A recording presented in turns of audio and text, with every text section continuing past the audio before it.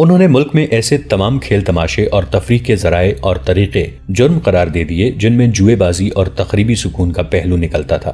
ان کے حکم سے علی بن سفیان کے محکمے نے تفریح گاہوں اور ان کے زیر زمین حصوں پر چھاپے مارے جہاں سے اٹلی کے مصوروں کی بنائی ہوئی ننگی تصویریں برآمد ہوئیں۔ بہت سے لوگ گرفتار کیے گئے جنہیں ملک دشمنی اور دشمن کا اعلی کار بننے کے الزام میں تمام عمر کے لیے تہہ خانوں میں ڈال دیا گیا۔ اس کی بجائے سلطان ایوبی نے تیغ زنی، تیر اندازی، گھڑ سواری، بغیر ہتھیار لڑائی، کشتی جسے پنجہ آزمائی کہتے ہیں، اور ایسے ہی چند ایک کھیلوں کے مقابلوں کا سرکاری انتظام کر دیا۔ پہلے مقابلے میں خود گئے اور اول آنے والوں کو اعلیٰ نسل کے گھوڑے تک انعام میں دیے۔ انہوں نے درس گاہوں اور مسجدوں میں تعلیمی مقابلوں کا اہتمام کیا۔ سرحدی دستوں پر انہوں نے زیادہ توجہ دی تھی۔ انہیں معلوم ہو چکا تھا کہ شہروں اور دارالحکومت سے دور رہنے والے لوگ نظریاتی تخریب کاری کا شکار جلدی ہوتے ہیں، اور وہی لوگ سب سے پہلے دشمن کے حملے یا سرحدی جھڑپوں کی زد میں آتے ہیں۔ ان لوگوں کے نظریاتی اور جسمانی تحفظ کے لیے انہوں نے خصوصی انتظام کیے۔ انہوں نے سرحد پر جو دستے بھیجے تھے ان کے کمانڈروں کو انہوں نے خود ہدایات دیں اور بڑے ہی سخت احکامات دیے تھے۔ یہ تمام کمانڈر جذبے اور ذہانت کے لحاظ سے ساری فوج میں منتخب کیے گئے تھے۔ رشد بن مسلم انہی میں سے تھا جسے محمود کا اشارہ ملا کہ ایک تخریب کار پکڑا گیا ہے تو وہ پورے کا پورا دستہ لے کر اٹھ دوڑا تھا۔ اگر پرانا کمانڈر ہوتا تو اس وقت صلیبیوں یا سوڈانیوں کی دی ہوئی شراب میں بدمست ہوتا اور تخریب کار اپنے سرغنہ کی رہائی کے لیے گاؤں میں تباہی پھیلا کر غائب ہو چکے ہوتے۔ اب رشد بن مسلم، محمود بن احمد اور امام جس کا نام یوسف بن آذر تھا اس کے کمرے میں بیٹھے اس شعبدہ باز کی کہانی سنا رہے تھے جسے لوگ قتل کر چکے تھے۔ علی بن سفیان بھی وہیں موجود تھا۔ اس نے تینوں سے ساری واردات سن لی تھی اور سلطان ایوبی کے پاس لے گیا تھا۔ سلطان ایوبی خوش تھے کہ اتنی خطرناک نظریاتی الغار کو ہمیشہ کے لیے ختم کر دیا گیا ہے، مگر علی بن سفیان نے کہا، صرف یہ الغار ختم ہوئی ہے، اس کے اثرات ختم کرنے کے لیے لمبا عرصہ درکار ہے۔ مجھے جو تفصیل معلوم ہوئی ہے وہ یہ ہے کہ سرحدی دیہات سے ہمیں فوجی بھرتی نہیں مل رہی۔ سرحد کے ساتھ ساتھ رہنے والے لوگ سوڈانیوں کے دوست بن گئے ہیں، وہ امارات مصر کے خلاف ہو رہے ہیں، جہاد کا جذبہ ختم ہو چکا ہے۔ وہ لوگ غلہ اور مویشی ہمیں نہیں دیتے، سوڈانیوں کو بخوشی دیتے ہیں۔ مسجدیں ویران ہو گئی ہیں، لوگ توہم پرست ہو کر شعبدہ باز پیروں وغیرہ کی پرستش کرنے لگے ہیں۔ ہمیں ان لوگوں کے ذہنوں کو اپنے صحیح راستے پر واپس لانے کے لیے باقاعدہ مہم شروع کرنی پڑے گی۔ اگر اس صلیبی شعبدہ باز اور اس کے گروہ کو لوگ قتل نہ کر دیتے تو ہم اسے سارے علاقے میں گھماتے پھراتے۔ سلطان ایوبی نے اپنے انقلابی احکامات میں سرحدی علاقوں کو خاص طور پر شامل کر رکھا تھا۔ اب انہوں نے اس طرف اور زیادہ توجہ دینے کا فیصلہ کیا۔ ان کے لیے سب سے زیادہ شدید سردرد یہ تھا کہ تقی الدین اور اس کی فوج کو سوڈان سے نکالنا تھا۔ قاہرہ پہنچتے ہی وہ منصوبہ بندی میں مصروف ہو گئے تھے، راتوں کو سوتے بھی نہیں تھے۔ وہ خود سوڈان کے محاذ پر نہیں جا سکتے تھے کیونکہ مصر کے اندرونی حالات ان کی توجہ کے محتاج تھے۔ انہوں نے قاہرہ میں آ کر تقی الدین کو یہ اطلاع دینے کے لیے کہ وہ قاہرہ آ گئے ہیں ایک قاصد بھیج دیا تھا۔ قاصد واپس آ چکا تھا۔ اس نے بتایا کہ تقی الدین کا جانی نقصان خاصا ہو چکا ہے اور کچھ نفری دشمن کے جھانسے میں آ کر یا جنگ کی صورتحال سے گھبرا کر ادھر ادھر بھاگ گئی ہے۔ قاصد نے بتایا کہ تقی الدین اپنی باقی ماندہ فوج کو یکجا کرنے میں کامیاب ہو گیا ہے، مگر دشمن اس کے سر پر موجود رہتا ہے۔ تقی الدین کو جوابی حملے کا موقع نہیں ملتا۔ اسے اتنی سی مدد کی ضرورت ہے کہ دشمن پر حملے کرنے کے لیے چند دستے مل جائیں تاکہ وہ اپنی فوج کو واپس لا سکیں۔ سلطان ایوبی نے اسی وقت اپنے 3-4 چھاپا مار دستے اور چند ایک وہ دستے جنہیں جوابی حملے اور گھوم پھر کر لڑنے کی خصوصی مشق کرائی گئی تھی سوڈان بھیج دیے۔ وہ ہر حملہ دشمن کے عقب میں جا کر کرتے تھے اور دشمن کا نقصان کر کے اسے بکھیر کر ادھر ادھر ہو جاتے تھے۔ چھاپا ماروں نے دشمن کو زیادہ پریشان کیا۔ ان کا مقصد یہی تھا کہ دشمن کو تقی الدین کے تعاقب سے ہٹا دیا جائے۔ وہ خلاف توقع بہت جلدی کامیاب ہو گئے۔ ان کی اہلیت اور شجاعت کے علاوہ ان کی کامیابی کی وجہ یہ بھی تھی کہ دشمن کی فوج تھکی ہوئی تھی اور صحرا بڑا ہی دشوار گزار اور گرم تھا۔ گھوڑے اور اونٹ جواب دے رہے تھے۔ سوڈان کا حملہ بری طرح ناکام ہوا۔ کامیابی صرف یہ ہوئی تھی کہ تقی الدین کو اس کی مرکزی کمان کے سالاروں وغیرہ اور دستوں اور بچی کچی فوج کو ایسی تباہی سے بچا لیا گیا تھا جو ان کی قسمت میں لکھ دی گئی تھی۔ تقی الدین جب مصر کی سرحد میں داخل ہوا تو اسے پتا چلا کہ وہ سوڈان میں آدھی فوج ضائع کر آیا ہے۔ ادھر کرک چل رہا تھا۔ نور الدین زنگی کے کاریگروں نے ضرورت کے مطابق دور مار منجنیقیں بنا لی تھیں جن سے قلعے کے اندر پتھر کم اور آگ زیادہ پھینکی جا رہی تھی۔ صلاح الدین ایوبی اندر کے چند ایک ہدف بتا آئے تھے۔ ان میں رسد کا ذخیرہ بھی تھا۔ آگ کے پہلے گولے قلعے کے اس طرف پھینکے گئے جس طرف سے رسد کا ذخیرہ ذرا قریب تھا۔ خوش قسمتی سے گولے ٹھکانے پر لگے۔ اندر سے شعلے اٹھے उन्होंने जंगी की फौज का हौसला बढ़ा दिया। मुसलमानों ने दूर मार तीर कमान भी तैयार कर लिए थे। उन्हें इस्तेमाल करने के लिए गैर मामूली तौर पर ताकतवर सिपाही इस्तेमाल किए जा रहे थे, लेकिन 8-10 तीर फेंक कर सिपाही बेहाल हो जाते थे। जंगी ने एक और दलेराना कार्रवाई की। उन्होंने निहायत दलेर सिपाही चुन लिए और उन्हें हुक्म दिया कि किले के दरवाजे पर टूट पड़े। उन्हें दरवाजा तोड़ने के मौजूद औजार दिए गए थे। जांबाजों का ये दस्ता दरवाजे की तरफ दौड़ा तो ऊपर से सलीबियों ने तीरों का मींह बरसाया। कई जांबाज शहीद और जख्मी हो गए। जंगी ने दूरमार तीरंदाजों को वहां इकट्ठा कर लिया और आम तीरंदाजों का भी एक हुजूम बुला लिया। उन सबको मुख्तलिफ जावियों पर मोर्चा बंद करके दरवाजे के ऊपर वाले दीवार के हिस्से पर मुसलसल तीर फेंकने का हुक्म दिया। हुक्म की तामील शुरू हुई तो इतने तीर बरसने लगे जिनके पीछे दीवार का बालई हिस्सा नजर नहीं आता था। जांबाजों की एक और जमात दरवाजे की तरफ दौड़ी। जंगी ने तीरों की बारिश और तेज करा दी। दीवारों पर ललकार सुनाई दी। जरा देर बाद दीवारों पर लकड़ियों से बंधे हुए ड्रम नजर आए। ये जलती लकड़ियों और कोयलों से भरे हुए थे। जो ही उन्हें बाहर को उंडेलने वालों के सर नजर आए, वो सर तीरों का निशाना बन गए। 1-2 ड्रम बाहर को गिरे, बाकी दीवारों पर ही उल्टे हो गए। वहां से शोले उठे जिनसे पता चलता था कि आग फेंकने वाले अपनी ही आग में जल रहे हैं। जंगी के किसी कमांडर ने जंगी के हमले का यह तरीका देख लिया। वो घोड़ा सरपट दौड़ाकर किले के पिछले दरवाजे की तरफ चला गया और वहां के कमांडर को बताया कि सामने वाले दरवाजे पर क्या हो रहा है। इन दोनों कमांडरों ने वही तरीका पिछले दरवाजे पर आजमाना शुरू कर दिया। पहले हल्ले में ही मुजाहिदीन का जानी नुकसान ज्यादा हुआ, लेकिन जो मुजाहिदीन गिरते थे उनके साथी कहर बनकर दरवाजे की तरफ दौड़ते थे। तीरंदाजों ने सलीबियों को ऊपर से आग फेंकने न दी। जंगी ने हुक्म दे दिया कि मंजनीकें किले के अंदर आग फेंके। जंगी की फौज ने दोनों दरवाजों पर दलेराना हमले देखे तो फौज किसी के हुक्म के बगैर 2 हिस्सों में बट गई। एक हिस्सा किले के सामने चला गया और दूसरा अकबी दरवाजे की तरफ। दोनों तरफ दीवार पर तीरों की ऐसी बारिश बरसाई गई कि ऊपर की मुजाहिमत खत्म हो गई। दोनों दरवाजे तोड़ दिए गए। जंगी की फौज अंदर चली गई। शहर में खूनरेज जंग हुई और वहां के बाशिंदों में भगदड़ मच गई। इस भगदड़ से फायदा उठाते हुए सलीबी हुक्मरान और कमांडर किले से निकल गए। शाम तक सलीबी फौज ने हथियार डाल दिए। जंगी ने कैदी मुसलमानों को खुले और बंद कैद खानों से निकाला। फिर सलीबी हुक्मरानों को सारे शहर में तलाश किया, मगर कोई एक भी न मिला। ये 1173 ईस्वी की आखिरी सहमाई थी जब करक का मजबूत किला सर कर लिया गया और मुसलमानों को बैतुल मक़दस नजर आने लगा। सलीबियों की ये कॉन्फ्रेंस अपनी नौइयत की पहली हंगामा खेज कॉन्फ्रेंस थी। वो हर शिकस्त के बाद, हर फतह के बाद, हर पसपाई और हर कामयाब पेशकदमी के बाद मिल बैठते थे, तबादला ख्यालात करते और शराब पीते थे। औरत और शराब के बगैर वो समझते थे कि जंग जीती ही नहीं जा सकती। अपनी बेटियों को मुसलमानों के इलाकों में जासूसी, तखरीबकारी और मुसलमान हुक्काम की किरदार कुशी के लिए भेज देते थे और खुद अपने कब्जे में लिए हुए इलाकों से मुसलमान लड़कियां अगवा करके उन्हें तफरीह का जरिया बनाते थे। जासूसों ने जब उन्हें ये बताया कि सलाहुद्दीन अय्यूबी कहता है कि सलीबी इस्मतों के व्यापारी और मुसलमान इस्मतों के मुहाफिज हैं, तो सलीबी हुक्मरान और कमांडर बहुत हंसे थे।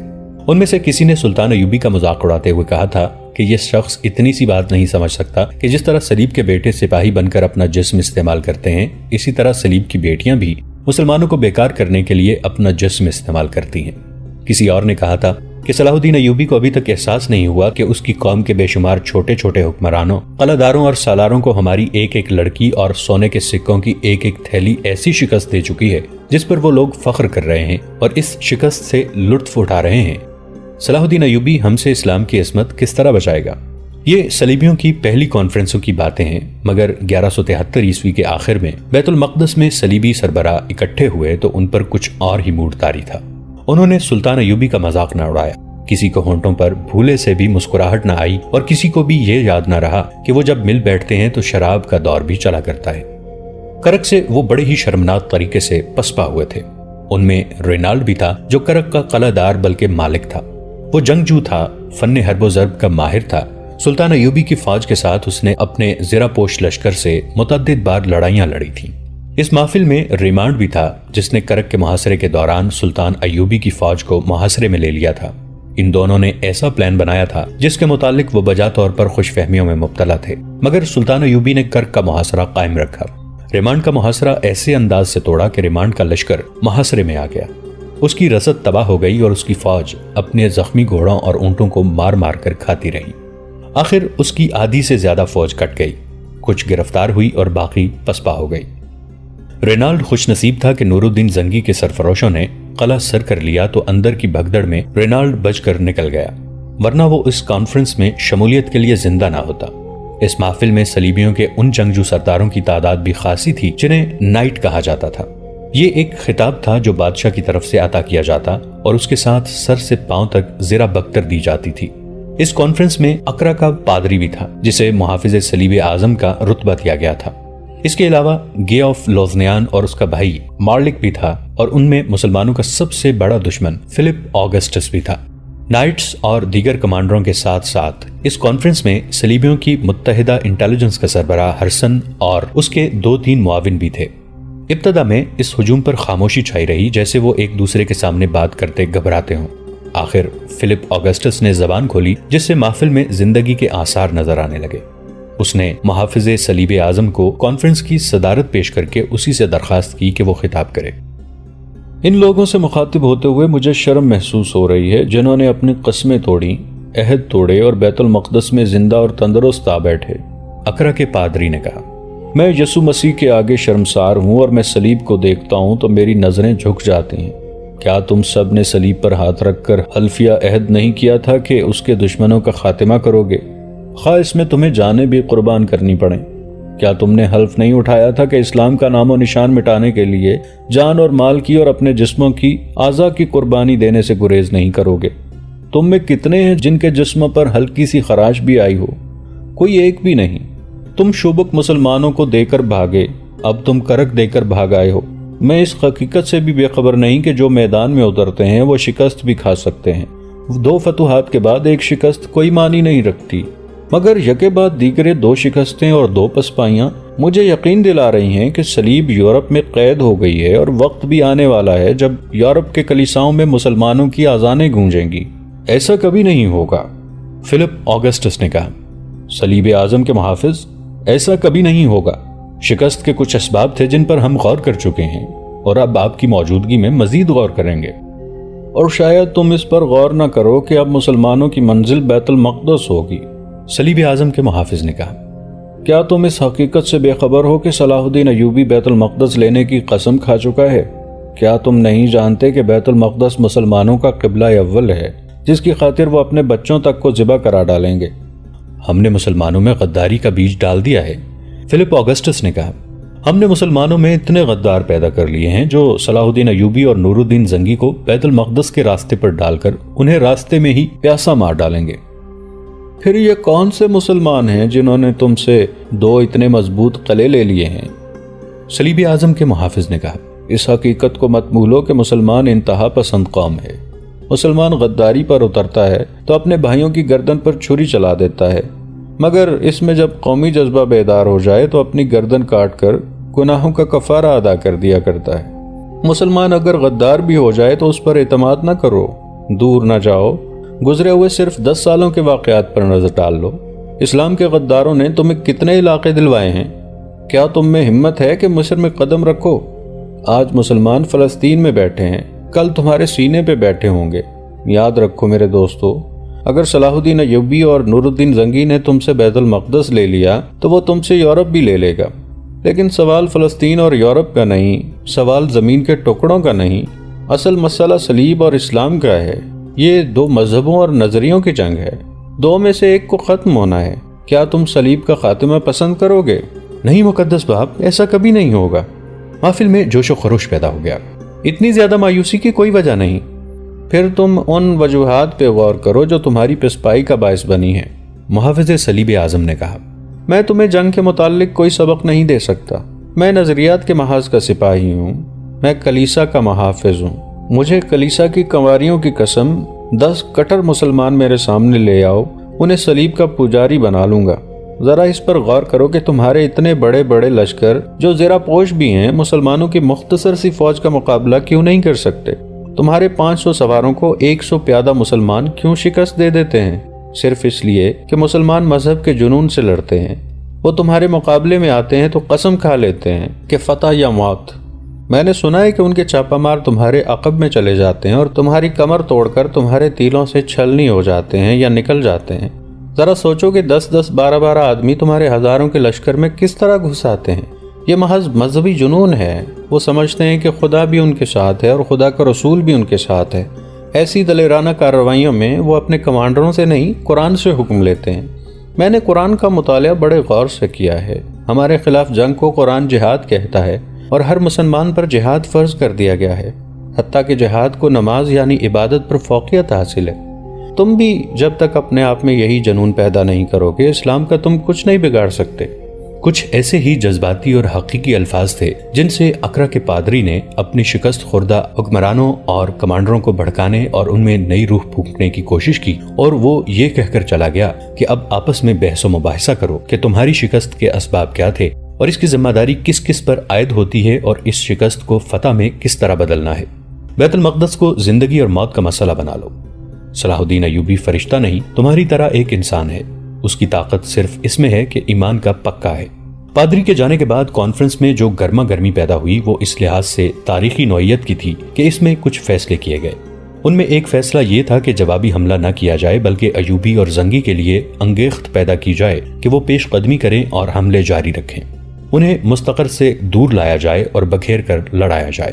اس طرح ان کی رسد کے راستے لمبے اور غیر محفوظ ہو جائیں گے۔ ان کے ساتھ یہ فیصلہ بھی ہوا کہ یونانیوں اور فرینکیوں کو فوری طور پر تیار کیا جائے کہ سمندر کی طرف سے مصر پر بحری حملہ کریں اور ساحل پر فوج اتار کر مصر کے شمال مشرق کے اتنے سے علاقے پر قبضہ کر لیں جسے مضبوط مستقر یعنی اڈا بنا لیا جائے۔ اسے فلسطین کے دفاع اور مصر پر جارحیت کے لیے استعمال کیا جائے۔ اہم فیصلہ یہ ہوا کہ اسلامی علاقوں میں اخلاق کی تخریب کاری تیز کر دی جائے اور نظریاتی حملے اور شدید کر دیے جائیں۔ جیسا کہ ہم پہلے بھی بیان کر چکے ہیں کہ مصر میں صلیبیوں کی ایک مہم تباہ کر دی گئی تھی جو سرحدی علاقے میں توہمات پیدا کرنے کے لیے عروج پر پہنچ گئی تھی۔ صلیبی جاسوسوں نے وہاں سے آ کر اطلاع دی تھی کہ وہ مہم ناکام ہو چکی ہے اور جن مسلمانوں کو زیر اثر لے لیا گیا تھا انہوں نے ہی مہم کے افراد کو ہلاک کر دیا ہے۔ اس کانفرنس میں یہ انکشاف پیش کیا گیا کہ مقبوضہ علاقوں میں مسلمانوں کی زندگی اجیرن کر دی گئی ہے۔ وہ مجبور ہو کر قافلوں کی صورت میں ترک وطن کرتے ہیں تو راستے میں ان کے قافلے لوٹ لیے جاتے ہیں، مال اور مویشی چھین لیے جاتے ہیں اور لڑکیوں کو اغوا کر لیا جاتا ہے۔ کانفرنس میں اس اقدام کو ضروری سمجھا گیا۔ مسلمانوں کو ختم کرنے کا یہ بھی ایک اچھا طریقہ تھا۔ یہ نسل کشی کی مہم تھی جو صلیبیوں نے بہت عرصے سے جاری کر رکھی تھی۔ جیسا کہ ہم پہلے بھی بیان کر چکے ہیں کہ مسلمانوں کی کمسن اور خوبصورت بچیوں کو اغوا کر کے صلیبی انہیں بے حیائی اور چرب زبانی کی تربیت دے کر انہیں پالتے پوستے اور جب وہ جوان ہو جاتی انہیں مسلمانوں میں غداری کے جراثیم پیدا کرنے کے لیے استعمال کرتے تھے۔ کانفرنس میں یہ بھی طے ہوا کہ مسلمانوں میں عیسائیت کی تبلیغ کی جائے۔ اس کے لیے بے شمار دولت کی ضرورت تھی جو خرچ تو کی جا رہی تھی لیکن کچھ دشواریاں پیدا ہو گئی تھیں۔ ایک یہ تھی کہ رقم اونٹوں کے ذریعے بھیجی جاتی تھی۔ کئی بار ایسے ہوا کہ مصر کے کسی سرحدی دستے نے پکڑ لیا، اونٹ لوٹ لیے گئے۔ ضرورت یہ محسوس کی گئی تھی کہ کوئی ایسا جانور مل جائے جس سے رقم اور انعامات کی دیگر قیمتی اشیاء اسی ملک سے دستیاب ہو جائیں جہاں استعمال کرنی ہو۔ خاصے عرصے سے اس مسئلے پر سوچ و بچار ہو رہا تھا۔ صلیبیوں کے انٹیلیجنس کا کمانڈر ہرسن علی بن سفیان کی طرح غیر معمولی ذہانت کا مالک تھا۔ اس نے کبھی کا سوچ رکھا تھا کہ مصر کی زمین اپنے اندر اس قدر خزانے چھپائے ہوئے ہے جس سے ساری دنیا کو خریدا جا سکتا ہے، مگر ان خزانوں تک پہنچنا آسمانوں سے ستارے توڑ کر لانے کے برابر تھا۔ یہ خزانے فرعونوں کے وقتوں میں محفوظ تھے۔ تاریخ فرعونوں کی اس رسم سے کبھی بھی بے خبر نہیں رہی کہ جب کوئی فرعون مرتا تو اس کے ساتھ شاہانہ ضروریات کا تمام سامان اس کے ساتھ دفن کر دیا جاتا تھا۔ مرے ہوئے فرعونوں کی قبر چند گز چوڑی نہیں ہوا کرتی تھی بلکہ زمین کے نیچے ایک محل تعمیر ہوتا تھا۔ فرعون اپنی زندگی میں اپنا مدفن تیار کرا لیا کرتے تھے اور جگہ ایسی منتخب کرتے تھے جس تک اس کی موت کے بعد کوئی رسائی حاصل نہ کر سکے۔ مرنے کے بعد مدفن کو اس طرح بند کر دیا جاتا تھا کہ معماروں کے سوا کسی کو معلوم نہیں ہوتا تھا کہ اسے کھولا کس طرح جا سکتا ہے۔ مرنے والے کے لواحقین معماروں کو قتل کر دیا کرتے تھے۔ فرعونوں کا ایک عقیدہ تو یہ تھا کہ وہ خدا ہیں اور دوسرا یہ کہ مرنے کے بعد انہیں یہی جاہ و جلال حاصل ہوگا۔ چنانچہ پہاڑوں کو کاٹ کاٹ کر اور پھر پہاڑ کے نیچے زمین کی کھدائی کر کے محل جیسے ہال اور دیگر کمرے بنوا کر اسی محل میں زیادہ سے زیادہ ہیرے جواہرات رکھوا دیے جاتے تھے۔ اس کے علاوہ بگیاں بما گھوڑوں اور بگی بانوں اور کشتیاں بما ملاحوں کے اندر رکھ دی جاتی تھیں۔ خدمت کے لیے کنیزیں اور غلام اور بیویاں بھی ساتھ ہوتی تھیں۔ اس طرح صورتحال یہ بن جاتی تھی کہ ایک انسان کی لاش کے ساتھ جہاں بے انداز مال و دولت دفن ہوتا تھا وہاں بہت سے انسان زندہ اندر بھیج کر باہر سے مدفن کا راستہ بند کر دیا جاتا تھا۔ تصور کیا جا سکتا ہے کہ دم گھٹنے سے کس طرح یہ لوگ مرتے ہوں گے۔ फिरौनों की लाशों को मसाले वगैरह लगाकर महफूज कर दिया जाता था। हजारों साल गुजरने के बाद आज भी उनकी लाशें महफूज हैं, जिनमें कुछ लंदन के अजायब खाने में पड़ी हैं। दोस्तों, आज के लिए इतना ही। इसी कहानी की अगली किस्त के साथ बहुत जल्द हाजिर होंगे। नीचे कमेंट सेक्शन में अपनी राय का इजहार जरूर कीजिएगा। हमारे इस चैनल को सब्सक्राइब करके नीचे मौजूद बेल आइकन को भी जरूर क्लिक कीजिएगा। अगली मुलाकात तक के लिए हमारा और आपका अल्लाह निगहबान।